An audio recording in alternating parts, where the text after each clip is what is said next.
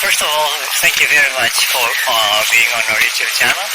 And may I ask where you guys from? United States. United States? Los Angeles. Los Angeles? Los Angeles, which area?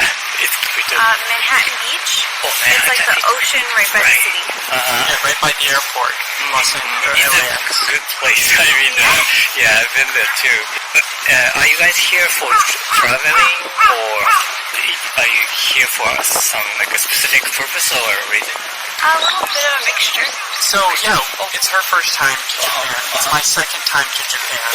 Because my brother, he studied abroad in Kyoto. And that was a couple years ago, so I visited him then. And now I'm coming back to visit him once again because he's up in Hokkaido in a small town called Shiryuchi, and he's a ALT, helping teach English. I see. Then, how long are you guys going to stay here in Japan? 2 weeks. 2 weeks? And so far, how many days have you spent? Six. Yeah. Halfway. Halfway through. And then you have already been to Hokkaido? Not yet. That'll be That's next. Yeah, that'll be after this. I've been to Tokyo, and then Kyoto, and now here in Osaka. How do you like it in Japan so far? It's really nice. Everyone's been really friendly. Also, everything's really clean, especially compared to home. So that's definitely nice. And the food has been delicious. So I think we've had a really good time so far. Okay. What did you eat and what do you like the best? Oh gosh. Artichoke. I don't even know what it's called, but it's like a volcano of beef. Oh, I see. You pile up like a steamed beef around the like a rice bowl. Yes. That. I had never heard of it or seen it before, and it was really good. So I see. that's been my favorite. Good favorite. How about you? I really like curry. I like the curry here. But number one is probably ramen. Yeah, it's very popular here too. You like ramen too? Yeah, I see. In what aspect do you think is really different from like your culture and Japan here? I would say probably one of the things that I noticed most is people are more reserved. In the United States, there's a lot more kind of, people are more outgoing. It's louder. Yeah. A very polite culture in Japan. I don't think one is necessarily better than the other because I can usually count on anyone in the United States to be, just as helpful as someone here. But I think, both of them have their merits. Definitely, everyone's been very polite, quiet, helpful in that way. I feel like if we were in the U.S., especially on like public transport and everything, it's almost silent, whereas there you'd have to like yell over people to talk. So that's been a big change. It's kind of nice, honestly. Yeah, I love the public transport here, and I feel like there are places in the United States that do have good public transport, but it's not as ubiquitous across the entire country. In Japan, we have been able to travel from city to city without ever needing to really get into a car, and it's been really helpful, and the prices of the subways and even the bullet trains are pretty, they're not expensive. So yeah, it's very nice, it's very convenient, and the trains have always been, on time, which is very, very helpful.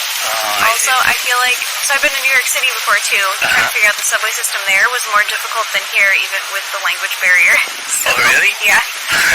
So is it more complicated, or is just language barrier in the United States, in New York? Yeah, there's no language barrier for that. It's just more, there's a lot of like crossing things, and only one train goes this way, and you have to go completely on the other end of the city to get to this direction. It's not as easy and simple as just getting where you need to go here. So the design is not as intuitive. Yeah, it's more user-friendly here. So the signage and those things, like the directions, like signs, it's not. I see. How did you get to know about Japan when you're a kid? How did you meet to like Japanese culture like at the beginning? When I was in 5th grade, so about 10 years old, a girl from Okinawa moved to my school, and we became best friends. So I learned a lot from her. We actually visited her on this trip. So not in Okinawa, in Tokyo though. Oh, in Tokyo. But that's kind of where I learned about everything Japanese. Oh, yeah. So from like the snacks to the TV shows and everything, we got a lot. Oh, I see. Yeah, the snacks is very unique here. Yeah. Do you have a favorite snack? I like Pocky. Pocky? Yeah. I like those, and I don't know what it's called, but we just bought them the other day. They're like small, kind of sundae-like ball things that are crunchy. I don't know what they're called, but they're really good. It's like a senbei? Kind of taste-wise, yeah. Taste-wise, and it's like ball. Yeah. And almost like looks like caramel corn, popcorn. Do you have your favorite snack too? I brought some with me. It's these little Mitsuo cider. It's a candy. Hard candies, yeah. They kind of fizz a little in your mouth. We went to a supermarket and we grabbed some snacks, and this was one of the ones on the shelves. I was like, oh, I'll try that because I like the soda because I remember having it when I was in Japan the last time. But it was probably my favorite candy. Curtis, I think I have sundae in my bag too. Oh, okay. We're stocked up. Yeah. So your brother was here in Kyoto, and so he learned about Japanese things, or when he was in the United States, in Kyoto? Yeah, so when we were younger, our family, my parents got us the animated Studio Ghibli films. They were dubbed in English, so we didn't even know that they were Japanese at the time. We just, we saw it as it was a cartoon because we were younger. We didn't know the difference.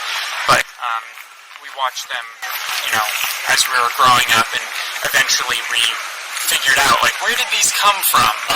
So that was like our first contact with the culture, and that expanded into, more mediums like manga and that kind of stuff. So that was kind of like the first interaction. My brother was really into that kind of media, so he eventually in college took a global studies course where he learned Japanese and he learned just different cultural aspects about Japan, and that's how he got to study abroad in Kyoto. That's why I came to visit. So your brother is the older brother. I see. So you study Japanese too then? I'm not very good at any Japanese. I'm familiar in the sense that, my brother shared with me, but by no means have I considered myself, very studied in it at all. He definitely can functionally get around and speak and everything in Japanese, whereas both of us are kind of not able to, other than sorry, thank you kind of thing. So.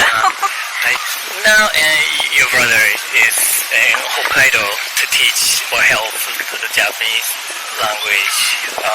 And how long can he stay in Japan? So he's been here for about a year and a half.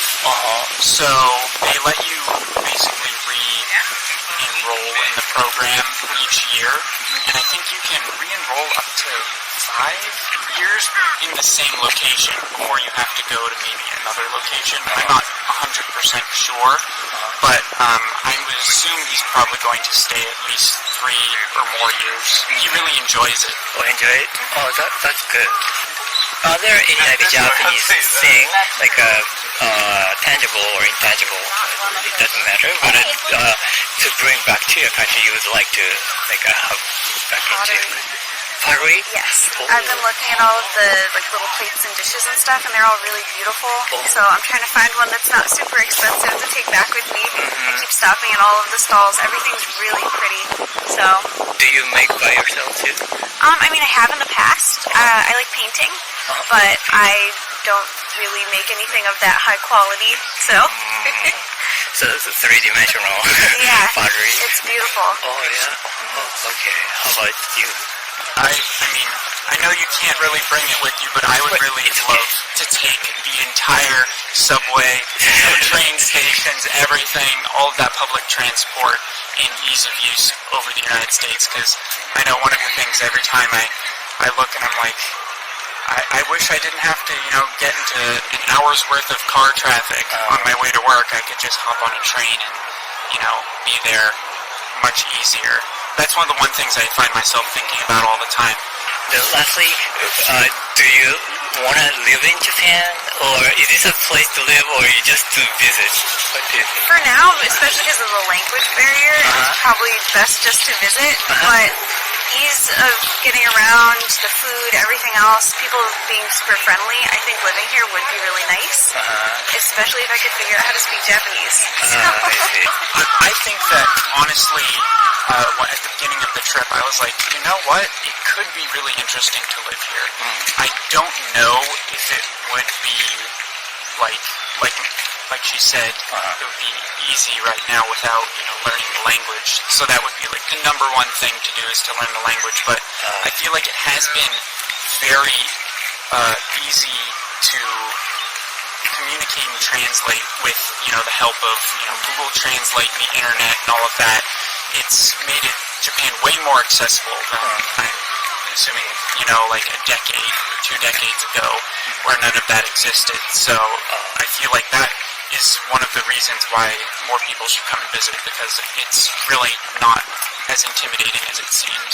So I definitely think that, I could, with, effort, live here, and I feel like the food is really comparatively inexpensive in a lot of ways, and the public transportation is not as expensive, so I feel like the amount of money that it would cost to live could be more affordable in some cases, but I haven't done my research. Also, a big point in favor of Japan, I have felt super safe here the entire time, especially compared to back home. Even like walking around at night and everything, I'm relaxed and comfortable and nothing's been scary in any way, so that's definitely a plus. Yeah, especially for women. Yeah, I see. Okay, thank you for your time and talking to us about your impression of Japan and your experiences in Japan and so forth. Alright, thank you so much. Thank you very much.